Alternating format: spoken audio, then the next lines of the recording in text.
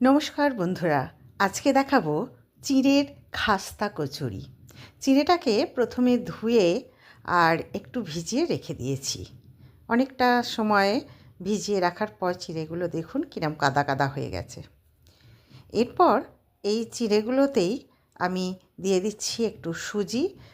আপনারা এক বাটি, ছোটো বাটির এক বাটি সুজি দিতে পারেন, আর একটু ময়দাটাও ওই রকম পরিমাণেরই টেবিল স্পুনের 2 চামচ মতো দিতে পারেন।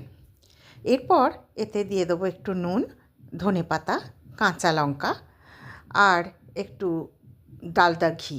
ময়াম দেওয়ার জন্যে একটু বেশি বেশি করেই একটু ডালদা ঘি দিয়ে ভালো করে এটাকে মেখে নিতে হবে। মেখে নেওয়ার পর একটু ঢাকনা দিয়ে রেখে দেব। এরপর পুরটাকে তৈরি করে নিচ্ছি। কড়াতে দিয়ে দিয়েছি কালো জিরে, একটু হিং দিয়ে আর কেটে রাখা ফুলকপি, কড়াইশুঁটি আর আলু ভালো করে একটু ভাজা ভাজা করে নেব।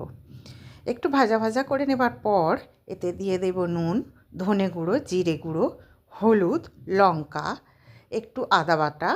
লঙ্কাটা যেহেতু আগে মাখার সময় দেয়া আছে, তাই পরিমাণ বুঝে লঙ্কাটা দিতে হবে।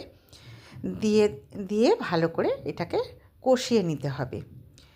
প্রথমে জল দেব না, ভালো করে নাড়াচাড়া করব এবং পরে অল্প পরিমাণ জল দিয়ে এটাকে সিদ্ধ করে নেব এবং একটা ভালো করে নাড়াচাড়া করে একটুখানি ঢাকা দিয়ে দেবো। দেখুন বেশ শুকনো শুকনো হয়ে গেছে, আর জল যেন একদম না থাকে, রসা রসা মতন করে নিতে হবে।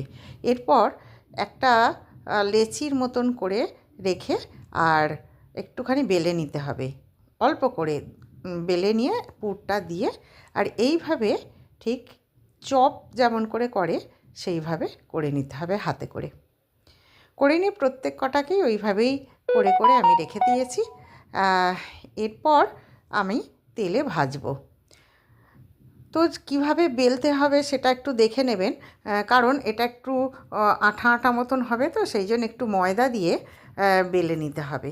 বেলে নেবার পর পুরোটা বেলা যাবে না, একটুখানি বেলে নিয়েই সঙ্গে সঙ্গে হাতে তুলে নিতে হবে, নিয়ে আর তার ভেতরে পুর দিয়ে দেব। পুর দেওয়ার পর ভালো করে এঁটে নিয়ে এবার তেলে ভাজবো। দেখুন গরম গরম চপের মতন খাস্তা কচুরি তৈরি হয়ে গেছে। আর আপনারা বানাবেন অবশ্যই। আপনাদের ভালোবাসায় আমার কমেন্ট আসছে ভালো, আর আপনারা অবশ্যই আরও আমার পাশে থাকবেন। আজকের মতো শুভরাত্রি।